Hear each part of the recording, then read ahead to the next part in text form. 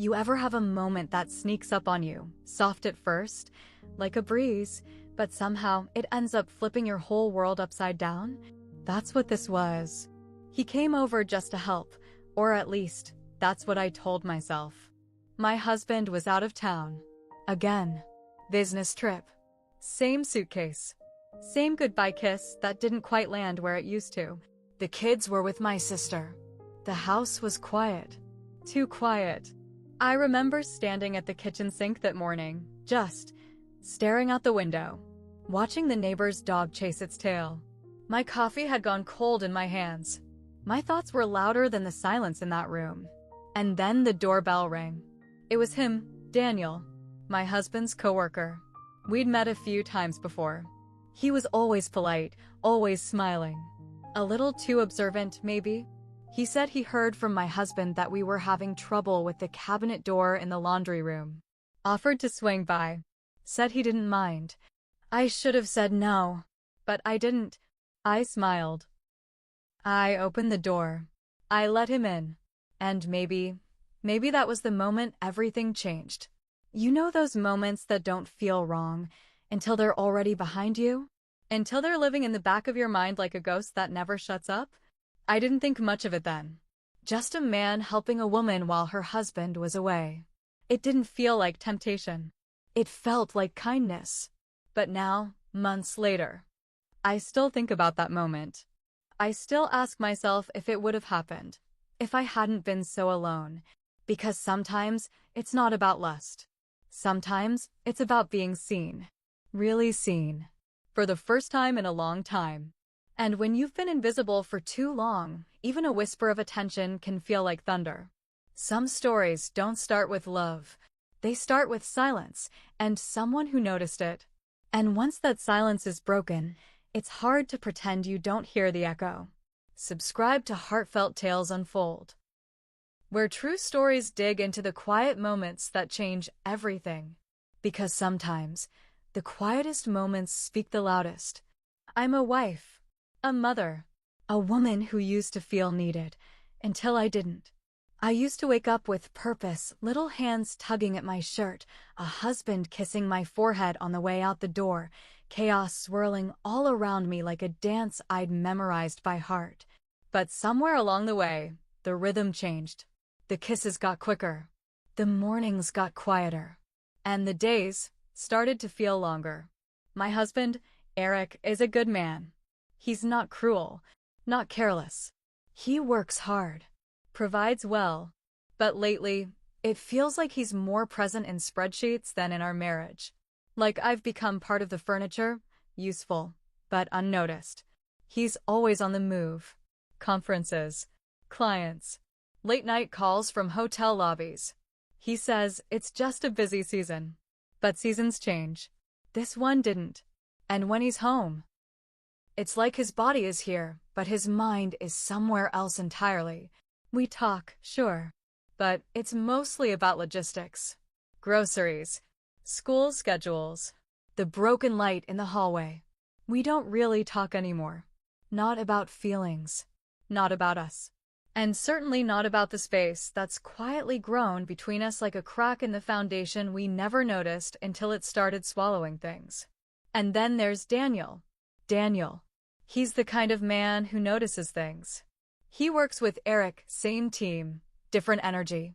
Where Eric is sharp and analytical, Daniel is soft-spoken, measured. The kind of man who listens before he speaks. He came by our house once, months ago, to drop off some documents for Eric. I remember how he complimented the garden. Told me the roses reminded him of his mother's porch growing up. No one ever noticed the garden. Not even Eric. I planted those roses 3 years ago. Daniel saw them in 5 seconds. He's recently divorced. I didn't ask for the details, but he shared them anyway. Something about growing apart. No fights. Just silence. Funny how that word keeps following me around. When he offered to help with the broken faucet while Eric was away, he said it like it was a favor. Like it was nothing. I said yes. Like it meant nothing. But it wasn't nothing. I think I knew that the second I heard myself say, "Sure, come by any time." The thing is, there wasn't anything flirtatious. Not yet. No suggestive glances. No hidden agendas. Just one lonely woman and one recently divorced man, standing on opposite ends of the same invisible ache. My house had never felt so quiet. The kind of quiet where even your own breath feels like it's intruding. The kind where you start to wonder if anyone would notice if you disappeared for a day, or two, or forever. There's something dangerous about that kind of stillness. It makes you more aware of every sound, every footstep, every voice that chooses to stay. And Daniel. He stayed. He didn't rush, didn't glance at his watch or pretend he had somewhere better to be. He just listened, asked how I was doing, and waited for a real answer. You'd be surprised how powerful it feels to be asked, "How are you?" and actually believe someone wants to know. That's how it started. Not with a touch, not with a look, but with attention. Gentle, steady, dangerous. Because when you've been starving for connection, even a crumb can taste like a feast. And I was starving. He showed up on Saturday morning, tools in hand, smile too kind. And something about the way he stepped in made the room feel smaller, warmer. It had rained the night before, and everything smelled like wet earth and morning coffee. He took his shoes off at the door. Not many men do that without being asked. I remember the way he glanced around the living room like he was taking it in. Not just looking at things, but noticing them. He said, "Still smells like lavender in here." That caught me off guard. It was subtle, but it meant he remembered. He'd only been here once before. Even I forget the lavender sometimes. We walked into the laundry room. He crouched under the sink, started unscrewing things, checking connections. Nothing romantic, nothing suggestive. But my heart beat louder than his tools. I made coffee, more to do something with my hands than anything else. I offered him a cup. He said yes. And, just like that, we were at the kitchen table. Him holding the mug with both hands. Me sitting across from him, trying not to study the lines on his face or the way his voice softened when he laughed.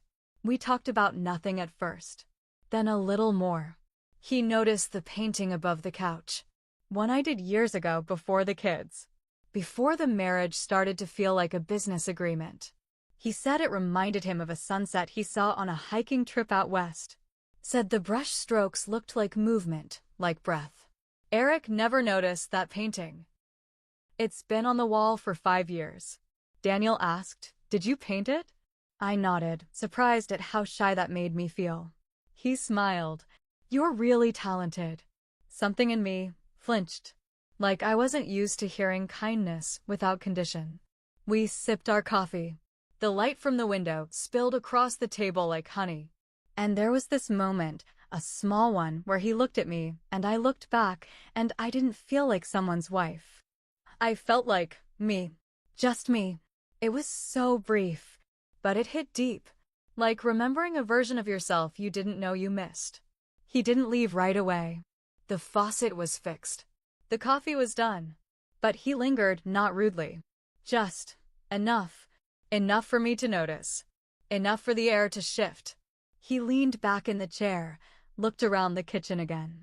Said, "You've made this place feel like home." I laughed, but my throat tightened. Home. Funny how that word can sound like comfort and ache at the same time. That morning felt normal. Until I realized I didn't want him to leave. Not because I needed more help. Not because the faucet still dripped. But because the silence that would follow after he walked out felt heavier than usual. He stood to go, thanked me for the coffee, said to call if anything else needed fixing, and then he asked, not like someone making an offer, more like someone hoping you'll say yes. "Need help with anything else?" I hesitated. I should have said no, should have smiled politely and said, "All good." But instead, I said yes, not just to the work, to the conversation, to the warmth, to the presence. To the part of me that hadn't felt seen in a long, long time. Hourglass not done, and that was the moment I started slipping. Not into his arms, but into something far more dangerous, wanting to be wanted. That night, I sat on the edge of my bed with the lights off. The faucet was fixed. The kitchen was clean. The kids were still gone. And the house was so quiet it almost rang. Eric had called earlier from some hotel room in another time zone. He asked how my day was. I said, fine.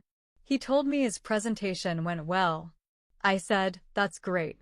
And then there was silence on the line. Not the comfortable kind. He hung up with a love you. I said it back. But it felt like muscle memory. I stared at my phone after. Just held it in my lap like it might say something else. Something warmer. Something real. It didn't. Instead, I found myself thinking about Daniel. Not in some fantasy way. Just retracing the words he said. The way he looked at that painting. The way he looked at me. And I kept asking myself, is it wrong to want to be noticed? To be asked how you're really doing and feel like they mean it? Because lately, no one asks. And if they do, they don't wait for the truth. I used to tell myself it was enough. That Eric being a good provider meant I had no right to feel empty. That marriage meant sacrifice. And I just had to hold my end of the rope, even if my hands were bleeding. But lately, I've been wondering what the point is if you're holding the rope alone. I know what people would say.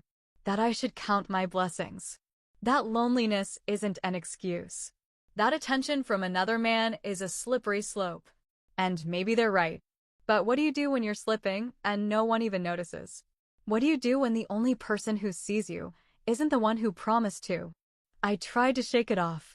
Told myself it was harmless. He was just being kind. I was just being polite. But then I remembered his voice. It wasn't what he said, it was how he said it. Like he was really listening. Like he wasn't waiting for me to finish so he could talk. Like he was interested in more than just the surface. And I soaked it up like a sponge in a desert. I didn't ask for this. I didn't go looking for it. But maybe I didn't close the door tightly enough either. I think that's the part that hurts the most. Not the guilt. Not the temptation. But the part of me that welcomed it. The part that leaned in when I should have leaned back.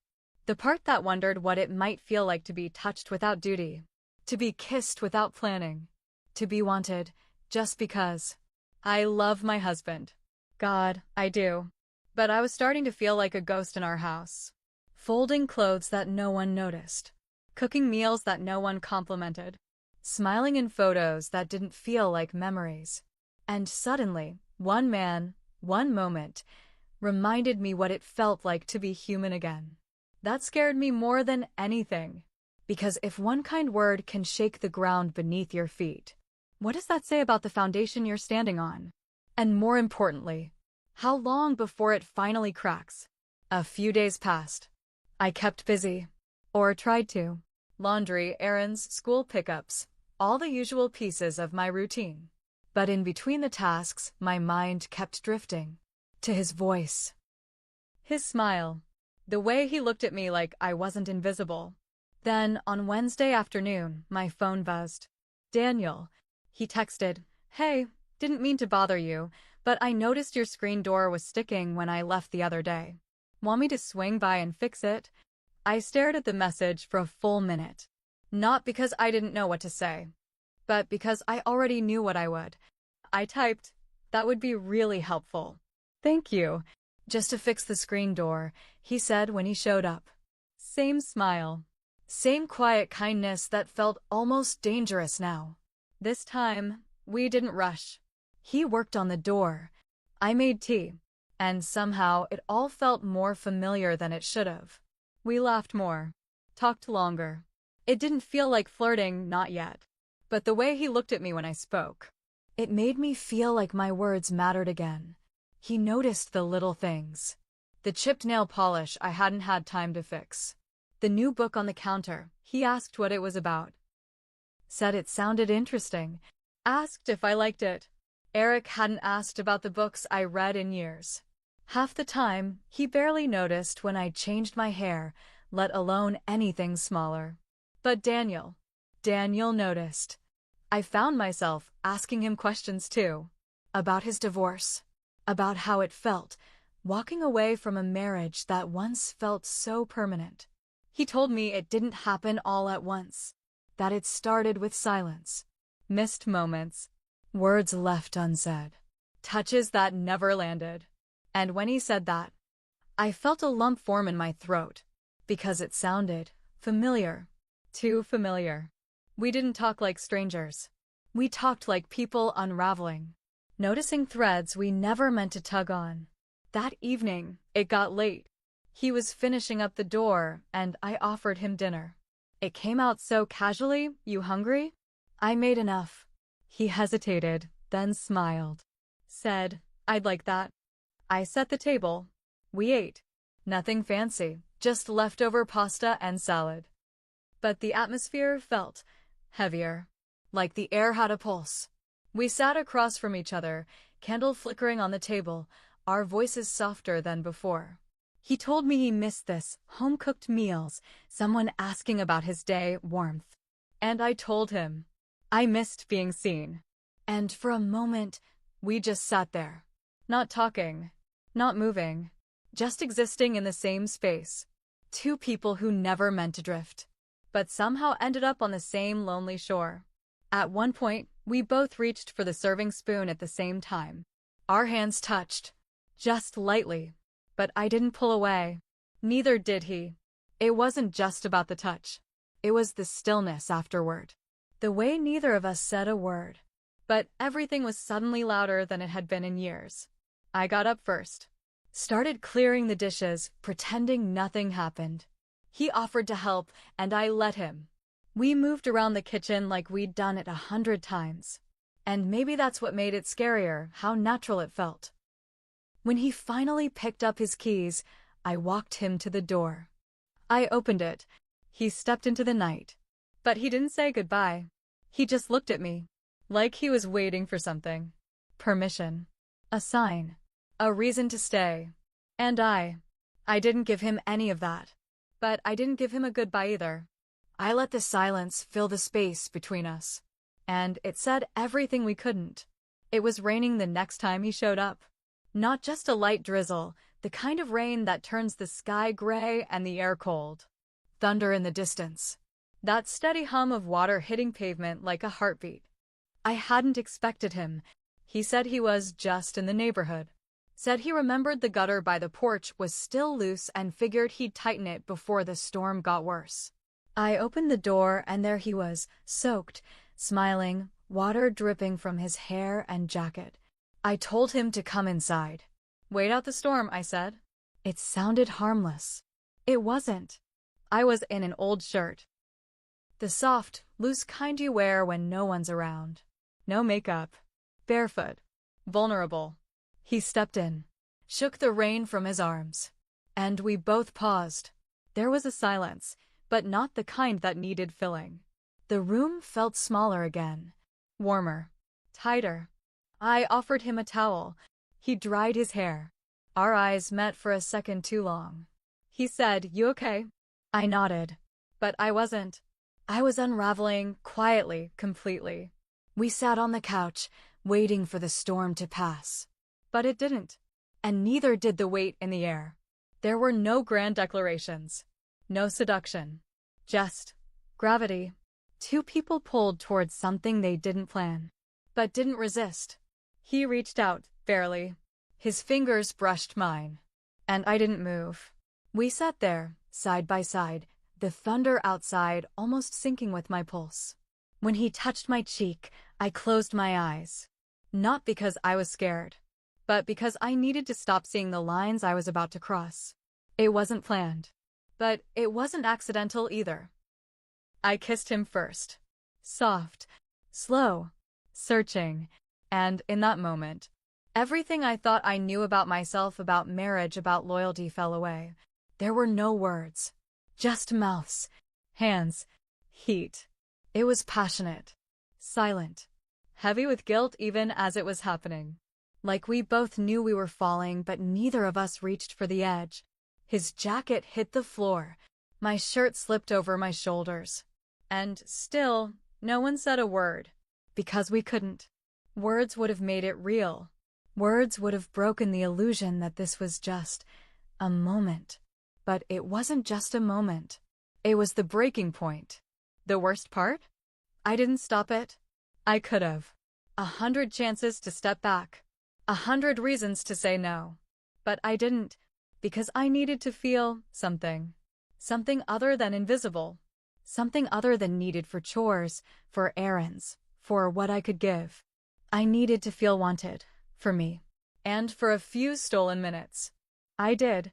Don't miss what happens next. Subscribe to Heartfelt Tales Unfold. This story is only just beginning. The next morning was quiet. Too quiet. Not the comforting kind that lets you sleep in, but the kind that hums beneath your skin, reminding you something's broken. I woke up before him, slipped out of bed and into the bathroom, closed the door behind me like I was locking away a secret. I looked at myself in the mirror.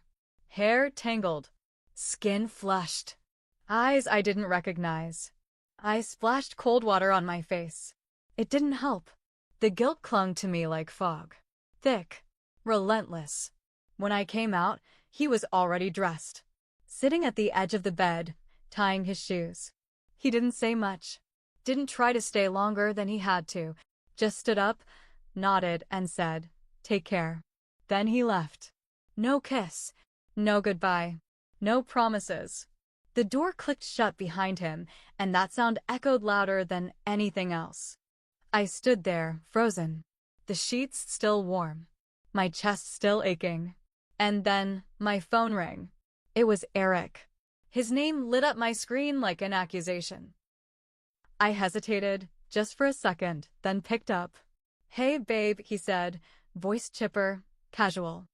"I just finished my morning meeting. Thought I'd call and hear your voice." I swallowed hard, forced a smile he couldn't see. We talked. Or rather, he talked. About flights, clients, the awful hotel breakfast. I said all the right things. Laughed when I needed to. Told him I missed him because that's what I was supposed to say. But the truth? His voice was warm. Familiar. But it didn't feel like home anymore. Not because I didn't love him, but because I didn't know how to find my way back.